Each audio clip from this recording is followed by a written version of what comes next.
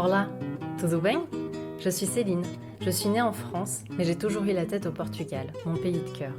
Alors je l'ai exploré, je l'ai étudié, et aujourd'hui je veux t'emmener en voyage avec moi dans l'intimité d'hommes et femmes d'origine portugaise dont le destin les a parfois embarqués à des milliers de kilomètres de leur terre natale. Des histoires imprégnées de saudade, de courage et d'humilité, comme un héritage aux générations d'après qui continuent d'écrire l'histoire de ce pays. Bonne traversée et à déjà!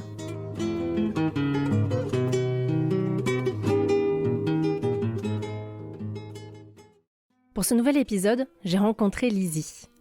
Lizzie est une instinctive, une passionnée qui un jour tomba amoureuse de Lisbonne, du fado, mais surtout de la langue portugaise. De ce pays, elle n'en connaissait rien, mais en quelques secondes, il était devenu une évidence. Une connexion qui ne la quittera plus.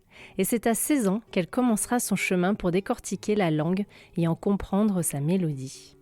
Car Lizzie est avant tout une musicienne, une artiste qui chante le fado comme elle le vit, avec sa personnalité et ce petit grain de folie qui m'a complètement happée. Je l'ai découverte en réalisant le montage du premier épisode du podcast Agosto, et sa musique a tourné en boucle, comme pour me dire d'aller au bout de mon rêve, comme elle l'avait fait. Pendant cet épisode, elle nous parlera de sa rencontre avec la langue portugaise, de son travail acharné pour en comprendre chaque construction et sa poésie. Puis elle nous transportera dans les rues lisboètes où vous l'imaginerez déambuler dans le quartier de l'Alfama et de Moreira, berceau du fado. Lizzie est une artiste solaire, une force féminine fadiste soulignée d'une touche de fantaisie propre à l'enfance. Lizzie, c'est un peu tout cela à la fois. Fermez les yeux quelques secondes, laissez-vous porter dans l'univers de Lizzie.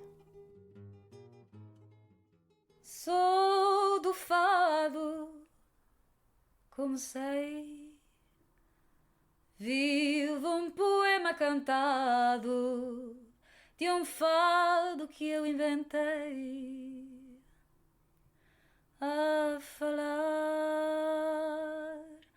Não posso dar-me, mas ponho a alma a cantar e as almas sabem escutar-me.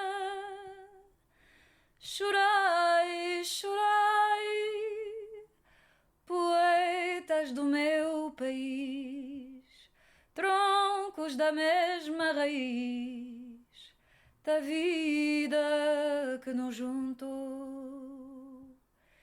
E se vocês não estivessem ao meu lado,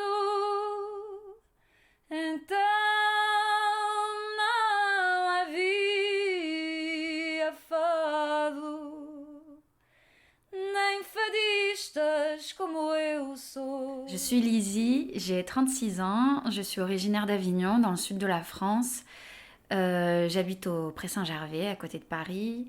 Et je suis artiste de chansons françaises et aussi chanteuse de fado, dans un groupe qui s'appelle Fado Clandestino.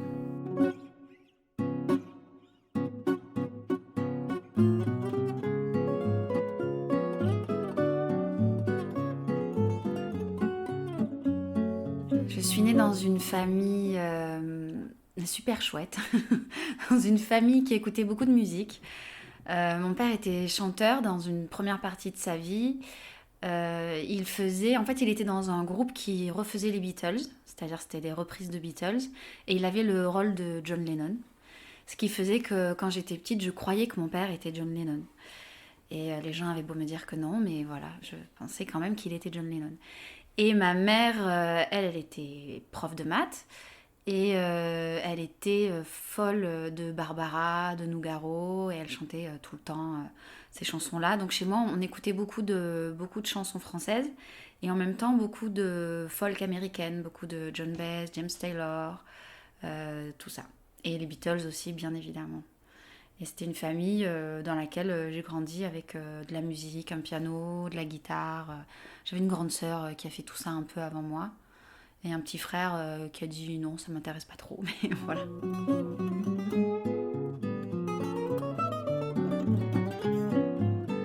Avignon, c'est une petite ville, enfin c'est une petite moyenne ville.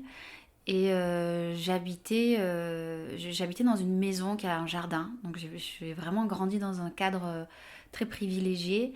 Et cette maison, en fait, on est tout près du centre-ville parce qu'Avignon, c'est vraiment pas très grand. Euh, et donc, oui, j'ai vécu dans cette maison avec aucune notion de l'argent. D'ailleurs, ma mère s'en est vite rendue compte quand on faisait les courses. Tout était. Je ne comprenais pas pourquoi elle me disait ça c'est trop cher, ça c'est trop cher. Je dis, bah, enfin, on a une maison, c'est fantastique. Les céréales sont pas trop chères, c'est pas possible. Enfin voilà, avec aucune préoccupation, vraiment une enfance très chouette, très portée sur la découverte des autres. Nos parents nous ont fait un peu voyager. Alors, quand on était petits, c'était plutôt la France. Mais après, on est quand même allé un peu en Espagne, un peu en Italie. On est allé au Vietnam, etc. On a fait quand même des voyages. Enfin, en tout cas, la famille était ouverte sur le voyage.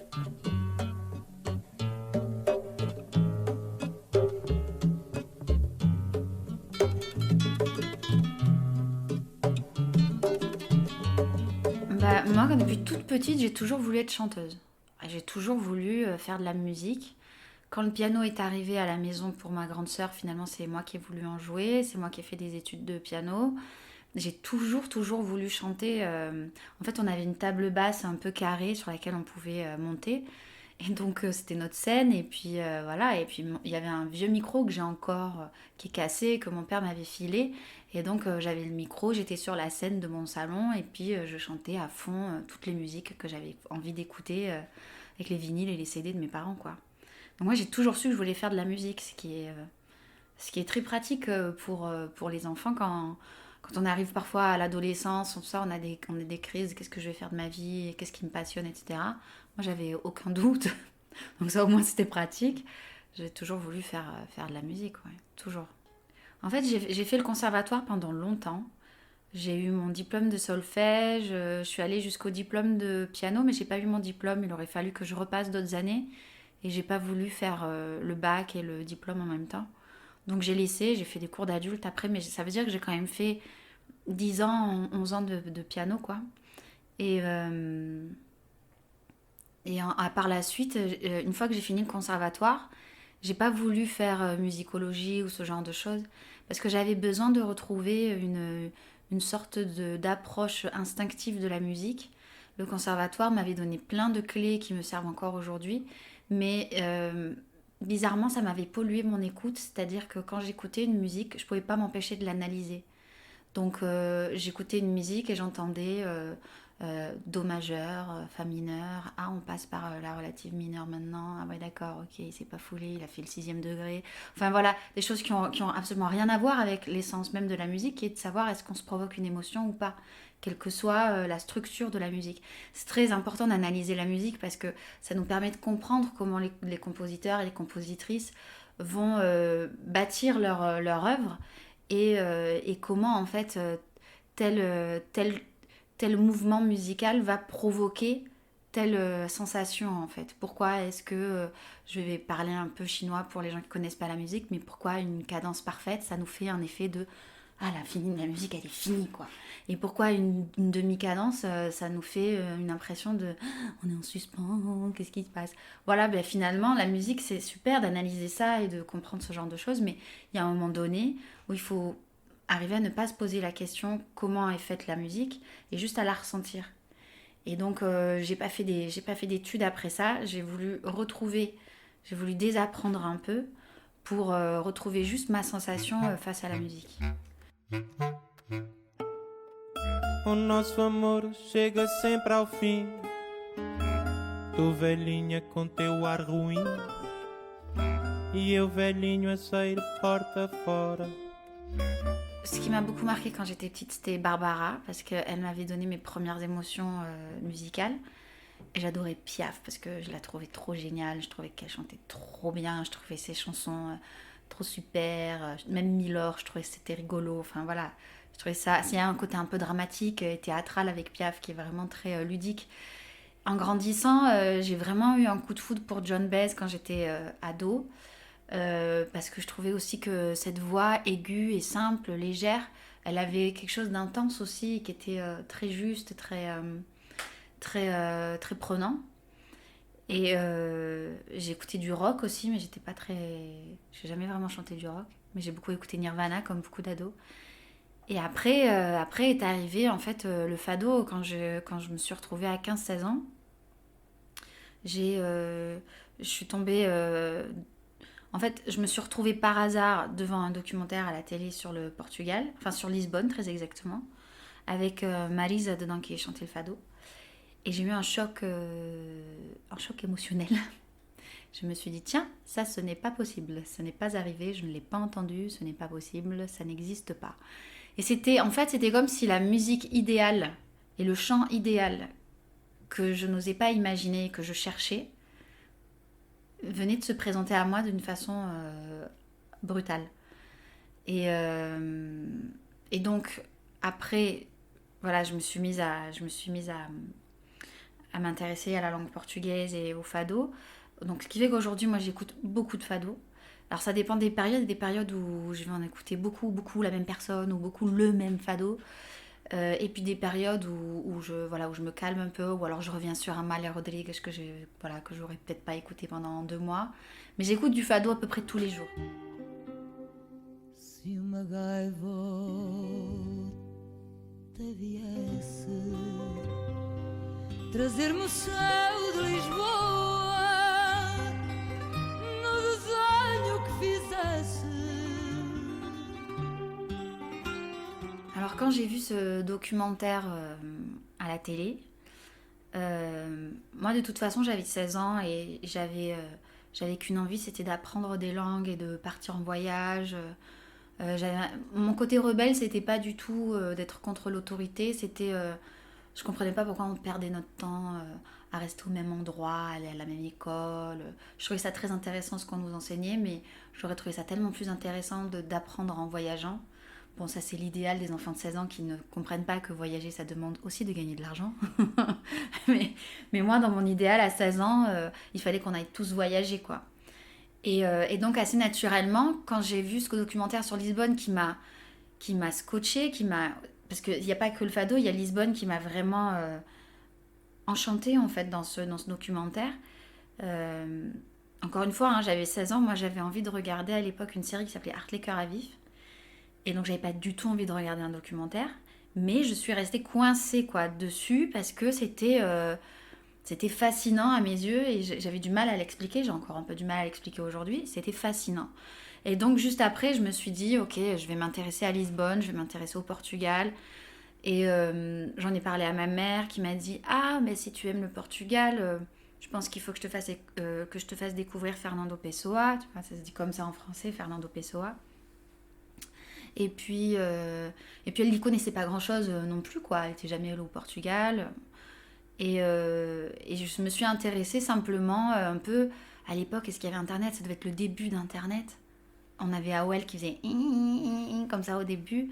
Et puis oui, je sais pas, j'ai cherché, je sais plus trop comment. Mais après, un peu plus tard, j'ai encore à la télé française, je me souviens, c'était chez Drucker. Il y a Marisa qui est encore revenue chanter et qui a chanté Urgente da Minha Terra.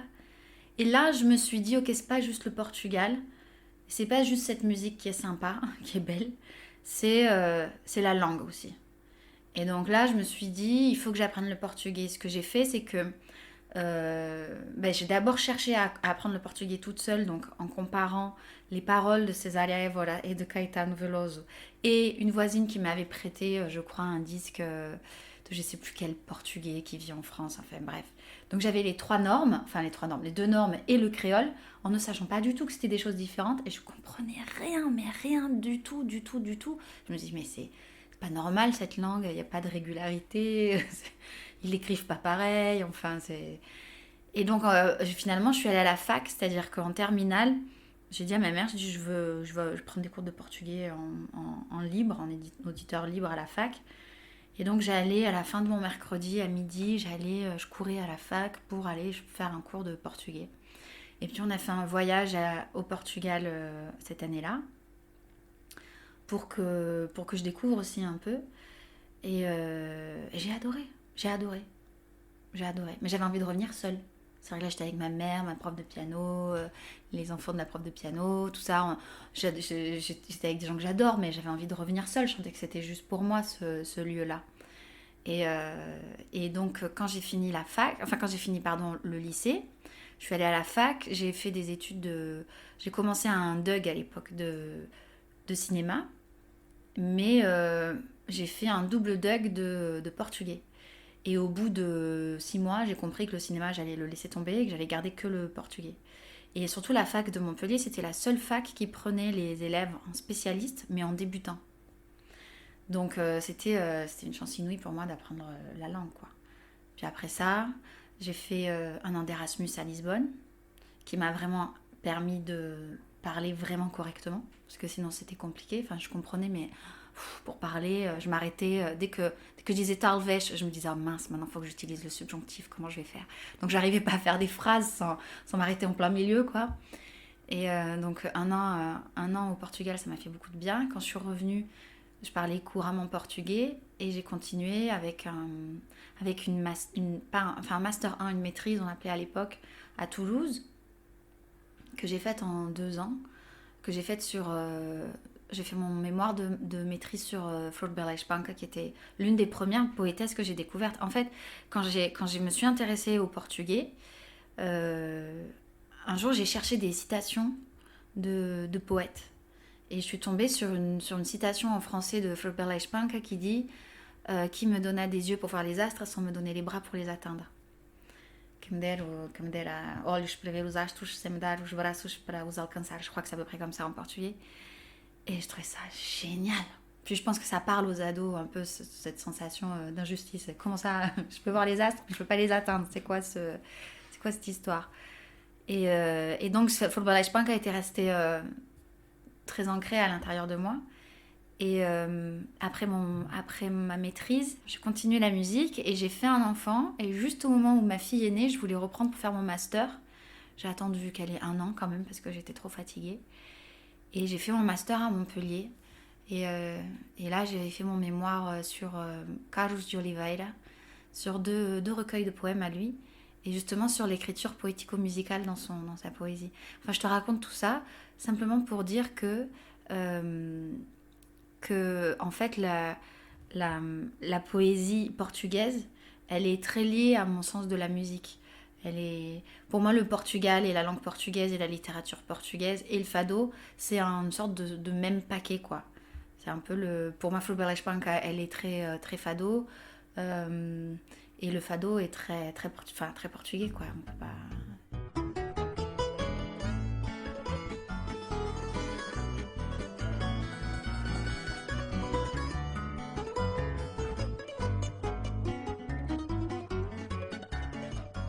As meninas dos meus olhos, nunca mais tive mão nelas. As meninas dos meus olhos, nunca mais tive mão nelas.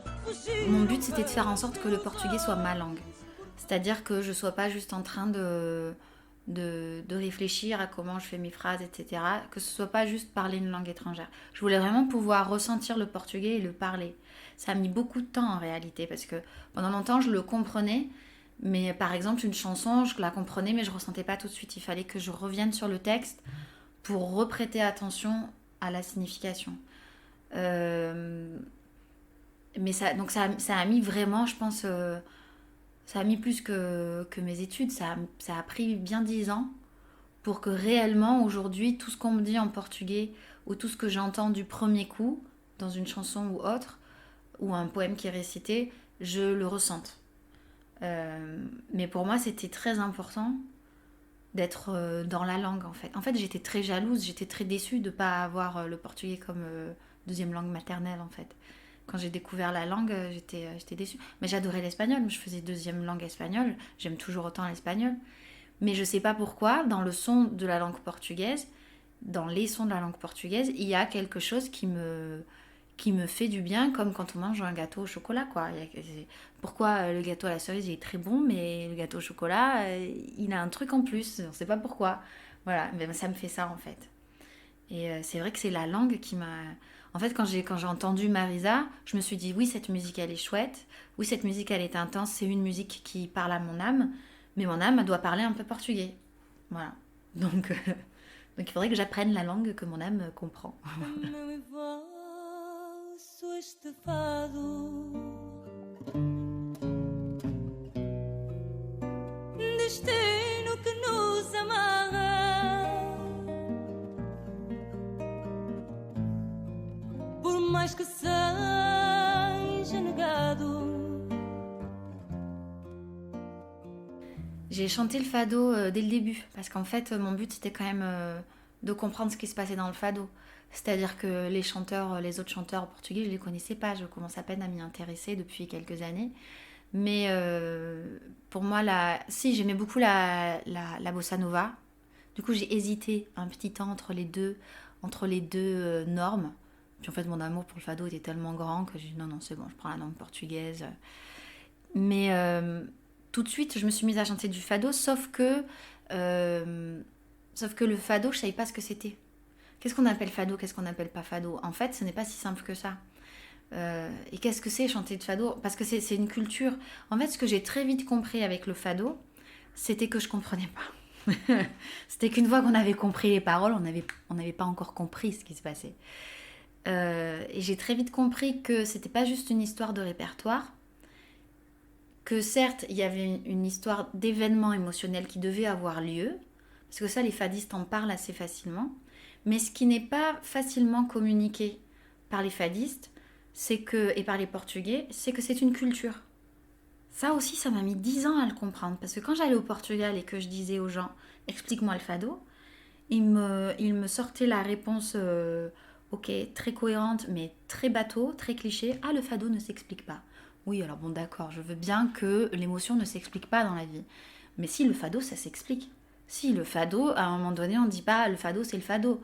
Si on veut parler à un japonais qui n'a jamais mis les pieds au Portugal et qui ne connaît pas le Portugal, qu'est-ce que c'est le fado? Il faut bien qu'on présente un petit peu quand même de quoi il s'agit. On ne peut pas juste dire c'est une musique traditionnelle au Portugal. D'accord, mais ça ne veut rien dire. Donc en fait, le fado, c'est un art poético-musical particulièrement portugais, parce que aussi il est formé à partir du moule qu'est la langue portugaise. Donc il est formé sur sa rythmique et sur sa poésie. Et c'est un art qui permet de dire un texte comme si on le disait, mais en le chantant et en prenant en compte toute la créativité du chanteur qui doit lui-même développer son propre langage par-dessus un répertoire peut-être déjà existant. Parfois non, parfois il y a des fados qui sont nouveaux, mais sinon le fado, quand même, pour le fado traditionnel, c'est un répertoire de musique déjà existante. Donc en fait ça s'explique. On peut l'expliquer comme ça, juste faire des phrases. Et donc j'ai mis des années à chanter le fado. Je le chantais toute seule chez moi en fait, dans mon... C'est-à-dire que moi je faisais mes concerts de chansons, mais chez moi je chantais le fado par-dessus Marisa, par-dessus Ana Moura, par-dessus Carminho, tout le monde quoi. Et puis un jour, mais il y a longtemps, hein, il y a 10 ans, donc ça faisait déjà 10 ans que je parlais portugais, je me suis rendu compte que j'écoutais Ana Moura et que je devinais je devinais la mélodie, alors que c'était un fado que je pensais ne jamais avoir entendu de ma vie. Et quand je me suis rendu compte que je devinais la mélodie, je me suis dit, alors soit j'ai un don extraordinaire, je suis devin de musique, soit il se passe quelque chose que je n'avais pas compris avant. Et en fait, c'est là que j'ai compris que le fado, c'est un répertoire de musique qui porte un nom, sur lesquels, je reprends encore ma phrase, c'est un répertoire de musique sur lesquels on peut mettre le texte que l'on veut, parce que c'est une histoire de structure. Donc c'est pour ça que ce sont des poèmes.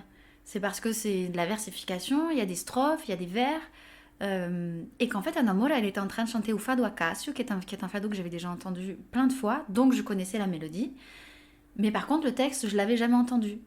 Donc c'est pour ça que je pensais écouter un nouveau fado et qu'en fait, je devinais la mélodie tranquillement. Et quand j'ai découvert ça, alors là, je me suis dit, ah ouais, alors là, il y a tout un truc, tout un monde que je ne connais pas à découvrir. Et ça faisait déjà 10 ans quand même que j'étais à fond dans le portugais et à fond dans le fado.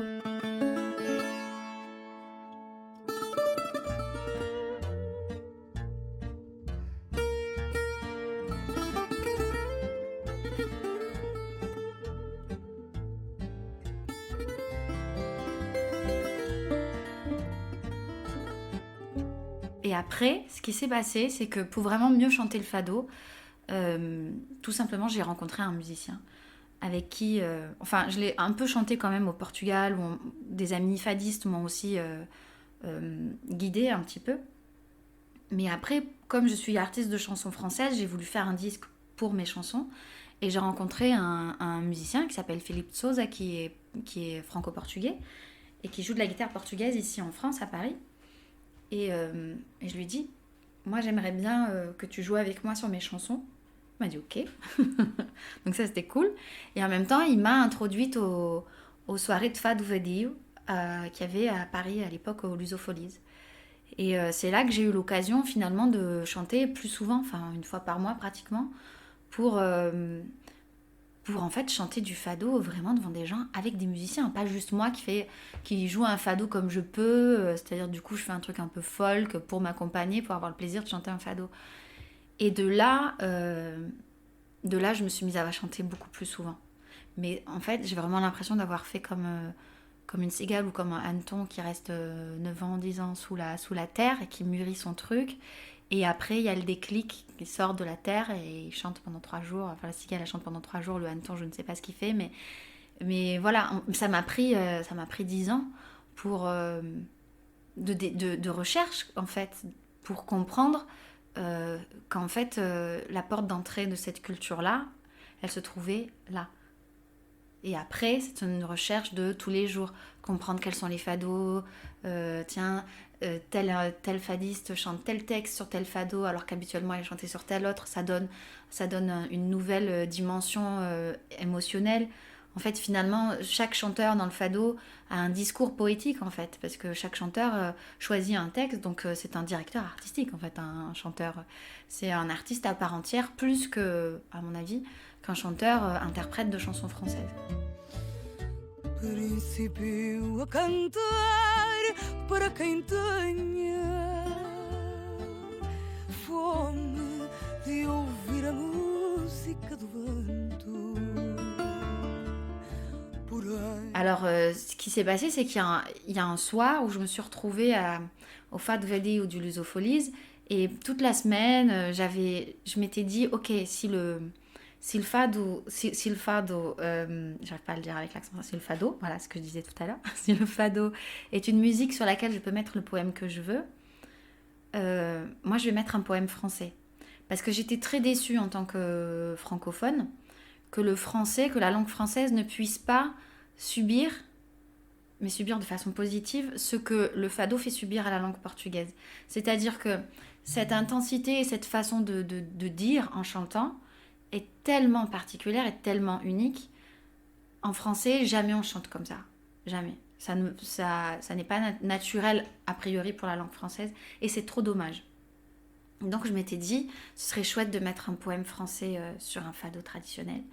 Et j'ai cherché un poème qui, à la fois, se marierait bien avec l'univers du fado et on se sentirait à l'aise en tant que francophone de l'entendre, ce poème, de façon chantée.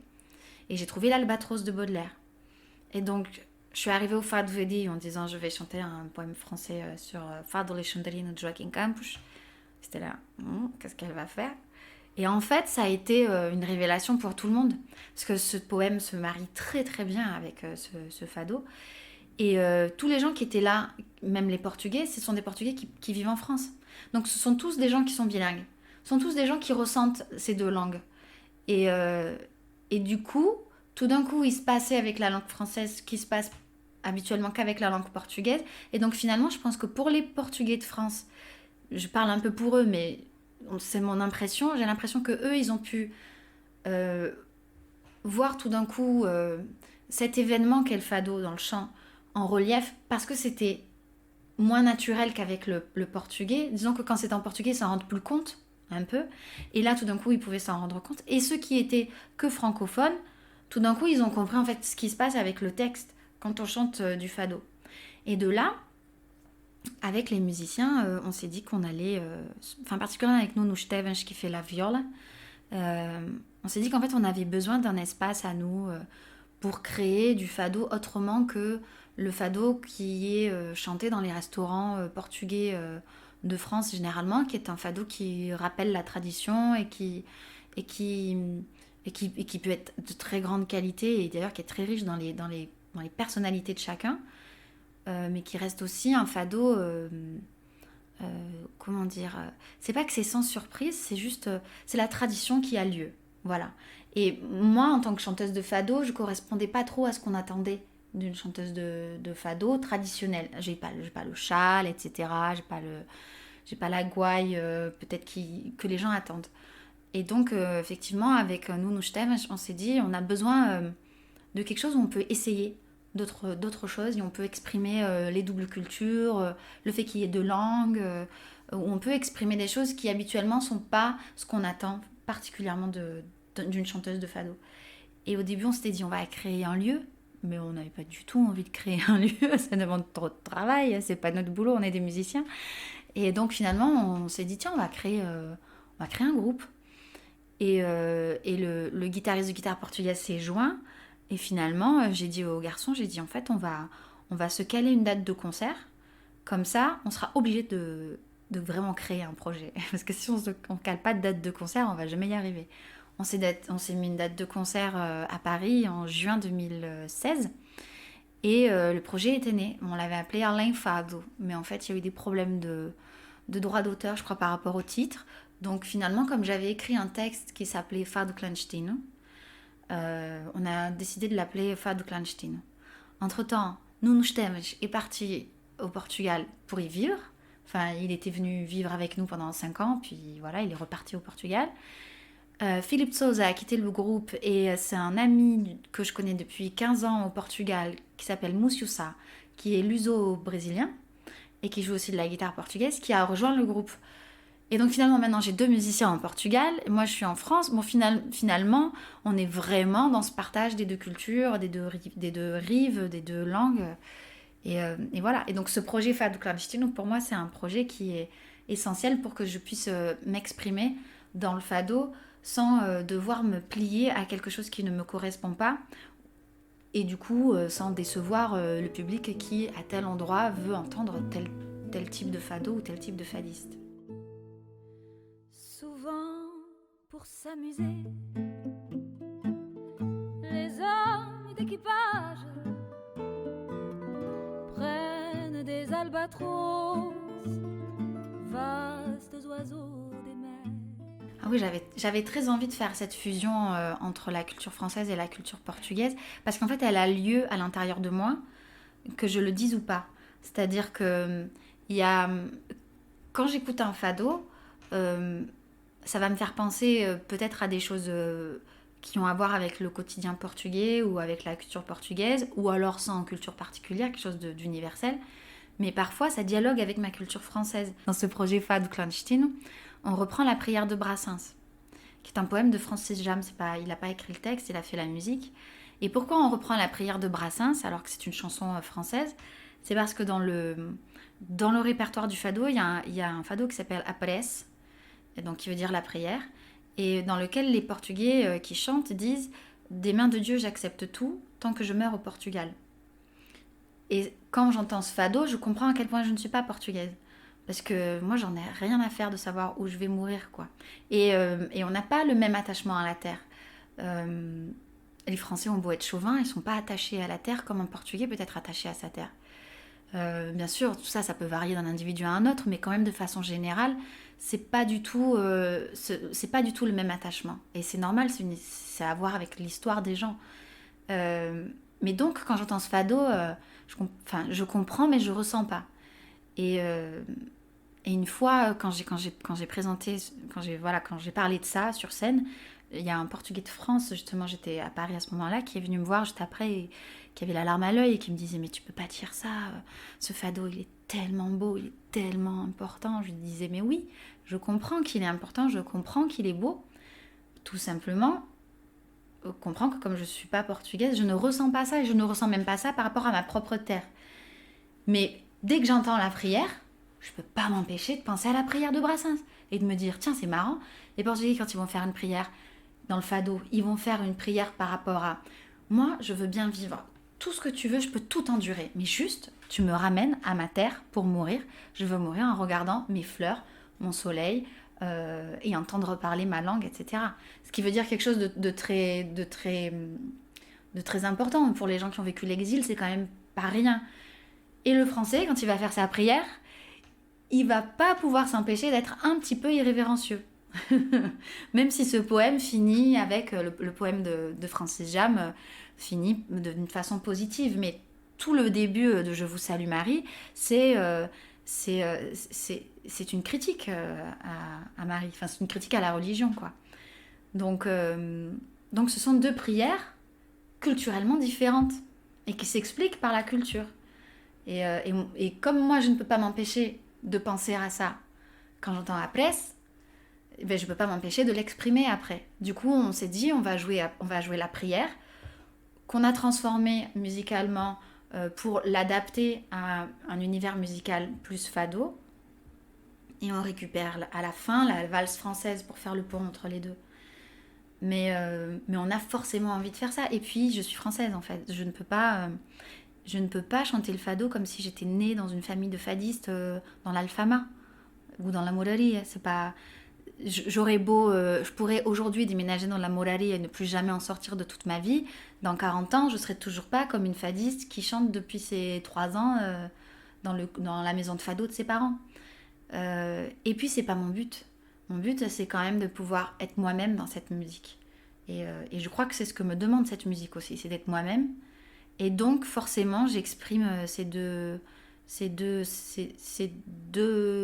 côtés qui font partie de moi, ces deux côtés culturels, quoi.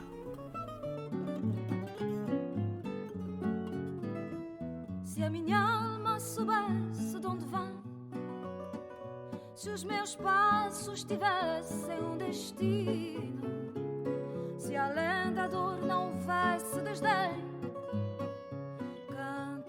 Le fado, comme c'est très intense, en fait, les textes et la façon que les gens ont de chanter, quand ce sont de très grands fadistes, je pense à Ricardo Ribeiro par exemple, ou à Carminho, ce genre de personnes, ça peut me bouleverser ou ça peut m'aider à vivre, quoi. Ça peut m'aider à passer un mauvais moment de ma vie. Et il y a un fado que j'adore, enfin un texte qui s'appelle Perguntas, et qui dit j'ai demandé à la vie si elle voulait de moi, elle m'a dit non, enfin c'est qu'un truc comme ça, toutes les strophes c'est ça, puis j'ai demandé à l'amour, elle m'a dit non, et malheureusement pour moi le fado m'a dit oui. Mais en fait c'est toujours un malheureusement, mais en fait c'est quand même mon refuge, quoi. Donc comme si le fado c'était quelque chose qu'on devait porter.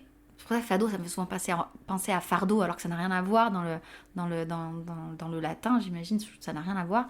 Mais il y a cette idée qu'on va le porter, que c'est quelque chose, que c'est un destin qu'on nous a mis et qui est lourd à porter. Mais en fait, on est très content de l'avoir. Donc il y a une sorte de ah, c'est dur, mais grâce à ça, je passe les épreuves. Et le fado est à la fois le refuge du malheureux et son sauveur, quoi. Donc ça me permet de passer toutes les épreuves, le fado.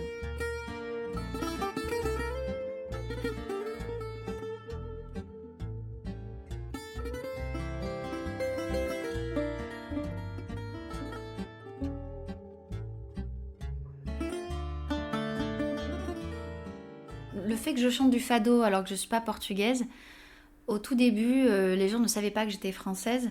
Et comme j'ai plutôt un bon accent, les gens ne s'en rendaient pas compte si on ne le disait pas. Et puis, on est quand même en France, donc en fait, il y a beaucoup de luso-français ou de franco-portugais qui ont un accent quand ils parlent portugais. Donc, je pourrais avoir un accent français plus marqué et être fille de portugais quand même. C'est pas comme si on est au Portugal. Au Portugal, je pense que tout le monde capte que j'ai un petit accent. Mais ils pensent que je suis fille de portugais. Parce que les Portugais n'imaginent pas qu'on puisse apprendre leur langue vraiment à fond, juste par amour pour la langue. Ce qui est très bizarre, parce que si je parlais couramment espagnol sans accent, j'en serais content pour moi, mais personne ne serait très impressionné. Je prends l'exemple de l'espagnol, mais pareil pour l'italien, pareil pour l'allemand... pareil, bon, pour l'anglais encore plus. Par contre, le portugais, tout le monde est impressionné. Mais je pense que c'est vraiment juste parce que le portugais du Portugal n'a pas été vu comme une langue sexy. On n'a pas vendu le portugais comme celui qui se trimballe avec les biscottos, les pectoraux sur la plage. Voilà, on n'a pas vendu une image sexy du Portugal, puisqu'on a eu pendant longtemps une image misérabiliste en fait du Portugal. Mais en fait, c'est juste une langue latine très belle, comme les autres langues latines, avec une culture très belle, comme les autres cultures, et pour laquelle on peut s'en amourer tout autant que pour une autre. Principio a cantar para quem tenha fome de ouvir a música do vento. Porém, sabeis que fiz da mágoa lenha e que das suas brasas. Je pense que ce serait très différent si je parlais pas portugais, si je comprenais pas ce que je chante et si je m'intéressais pas vraiment au fado. Mais là, je parle portugais, je fais un effort pour le parler correctement, même si je fais encore des erreurs assez souvent. Je fais un effort pour le prononcer correctement. Je fais un effort aussi quand je chante pour le prononcer correctement. Et surtout, je sais ce que je fais. C'est-à-dire que quand je chante un fado, je sais ce que c'est ce fado. Je l'ai écouté par plusieurs personnes, chanté avec différents textes. Et voilà, j'utilise pas le fado juste pour faire joli. Parce que les Portugais ont peur de ça. Comme c'est une musique qui parle beaucoup de leurs racines, de ce qu'ils sont en fait, même pour les gens qui n'aiment pas. Hein. C'est vraiment c'est pour ça que c'est très identitaire en fait. C'est parce que vraiment c'est quelque chose du peuple. C'est quelque chose à la base qui était des gens qui n'avaient pas d'argent, qui étaient vraiment des gens pauvres, ou des malfrats, ou des prostituées, ou des marins, ou des gens, ou des vendeuses de poissons, ou des vendeuses de fleurs. Après, c'est allé un peu dans la bourgeoisie, mais du coup, ça a pris tout le panel le plus grand panel possible de la population. Et elle est pas très bien cette phrase, mais bon, je pense que on peut me comprendre. Voilà, ça a pris toute la population. Donc c'est quelque chose qui est vraiment très ancré dans l'identité du Portugal. Et du coup, les Portugais qui sont ici, ils pourraient avoir aussi une sorte de défense de attention, on n'est plus dans le pays racine, et la culture pourrait se dégrader dans le sens où on pourrait se la récupérer, elle pourrait être récupérée par les Français qui sont majoritairement autour de nous. On est des millions autour d'eux, les pauvres chéris. Et ça pourrait être travesti en fait. Donc c'est normal qu'il y ait une petite appréhension, mais comme je le fais sérieusement, je pense que les gens le prennent simplement comme un compliment.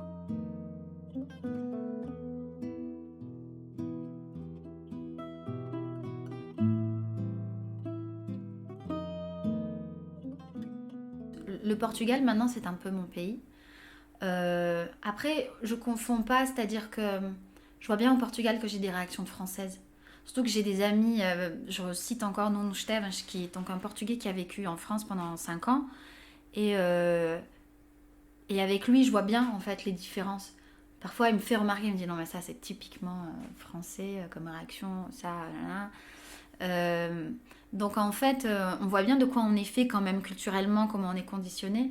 Donc je vois bien que je suis pas portugaise, mais je vois bien que je suis très portugaise pour une française. C'est-à-dire, moi, si on pouvait faire la queue aussi pour le tram et pour le bus, je serais tout à fait pour. Mais même sur des tas d'autres choses, quoi. Là, j'ai pas trop d'exemples qui me viennent en tête, mais il y a des moments où, effectivement, je dis aux gens, moi, je suis un peu portugaise sur ce truc-là. Je suis un peu... Alors, les gens voient pas forcément ce que ça veut dire, mais voilà, je suis un peu méditerranéenne, mais organisée. Un truc un peu... je parle fort, je suis un peu du sud-est, donc finalement on se reconnaît quand même un peu chez les Portugais. On peut parler fort, tout va bien en fait, hein. On n'est pas du tout en train de s'engueuler, on parle fort, c'est tout. Voilà, il y a le côté convivial, il y a le côté très franc des Portugais. En fait, moi, la première chose qui m'a vraiment... où je me suis dit, waouh, je suis pas du tout portugaise quand je suis arrivée, c'est que je l'ai trouvé très franc et ça ne posait aucun conflit. Et moi, j'étais là, alors moi, j'oserais jamais dire ça aussi franchement à quelqu'un. Il Il n'y a pas de conflit, ça va, vous vous disputez pas, d'accord, ok, tout va bien. Je me suis rendu compte que peut-être dans ma culture, qui peut être aussi une culture familiale, la politesse était tellement codée qu'on ne pouvait plus presque dire les choses franchement sans que ce soit vu comme une impolitesse, alors que quand même c'est très sain de dire ceci ne me convient pas. Vous êtes très mal garé, monsieur, voilà. Tout simplement, pouvoir lui dire vous êtes très mal garé. C'est marqué là, vous n'avez pas le droit de vous garer. Voilà, nous, j'ai l'impression que tout de suite ça va devenir un conflit terrible. Alors il faut dire non, mais peut-être vous l'avez pas vu, mais c'était marqué. Et les Portugais, non mais enfin c'est marqué là, si vous pouvez pas vous garer là. Oh ben pardon, j'ai pas vu, excusez-moi, c'est bon, ça arrive. Peut-être c'est une caricature que je donne là, mais moi c'est ce que j'ai ressenti. Et donc j'ai beaucoup appris de ça. Et c'est un truc que j'essaie de garder en moi, une sorte de franchise. Tout va bien, c'est franc, mais c'est sain. On ne s'attaque pas, la vie est belle.